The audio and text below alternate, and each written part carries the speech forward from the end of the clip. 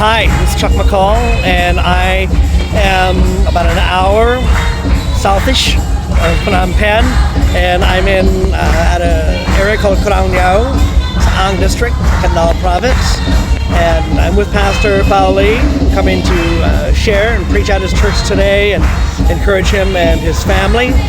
Pauli has traveled 2 hours across the rice fields many years ago to another new church plant, and he would come every week to study with us and to learn. And he became a Christian through our ministry, and he was trained through our ministry, and so eventually he planted a church right behind his house in his own area.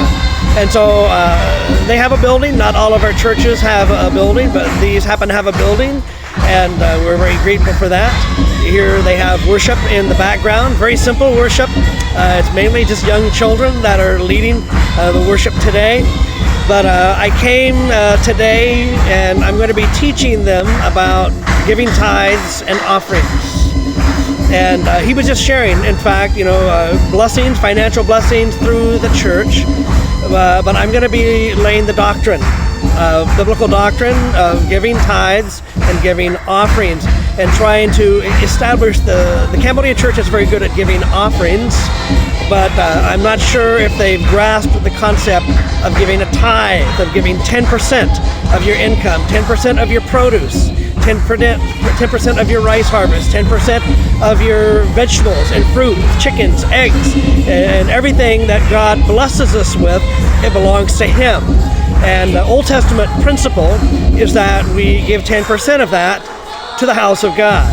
And the elders of the house of God use that to support the ministry and the ministries of the local church. And so particularly supporting the local pastor. And that's really what I'm after today, is trying to lay the doctrine that the laborer, those who labor in the Word of God, receive their living from the Word of God. And so Pastor Pauli has a rice field, and he has a few pigs and things like that. But the principle is that the local church should be supporting him to a measure of his needs, and the local church should be supporting all of their ministries and not relying on finances from outside. And so this is our doctrine, this is God's doctrine, this is our teaching, and this is our practice in our churches throughout Cambodia. And so I'm here today just to try to lay that foundation very clearly, very solidly. The local church supports itself. The local church supports the pastor and his family and the ministries of that church, and you can't outgive God. Is going to be my final point. The fact is, when I first came to Cambodia over 20 years ago, I was very hesitant about teaching Cambodians about fasting and about giving, because they were very skinny already. I was concerned if they fasted, they might die. And regarding giving, they were so poor. They had nothing to begin with. But I knew I must teach it. I must teach the truth about giving, because giving is one way out of poverty. You can never outgive God. You will never lack. You give. Those who give little will receive little. Those who give a lot will give a lot. That's what it says in 2 Corinthians chapter 9. If you give, pressed down, shaken together, they will give back to you. And so I began teaching that over 20 years ago. As I said, however, reluctantly in the beginning, but I knew I had to teach it if the Cambodian Christians were going to prosper and going to receive God's blessing. They had to have that foundation of giving.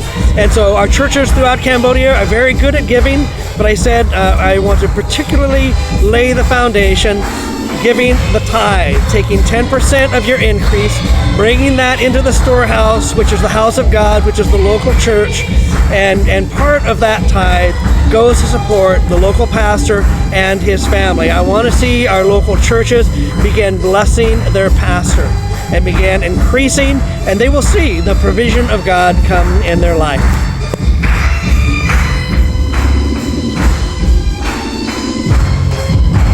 One side, take a quick look.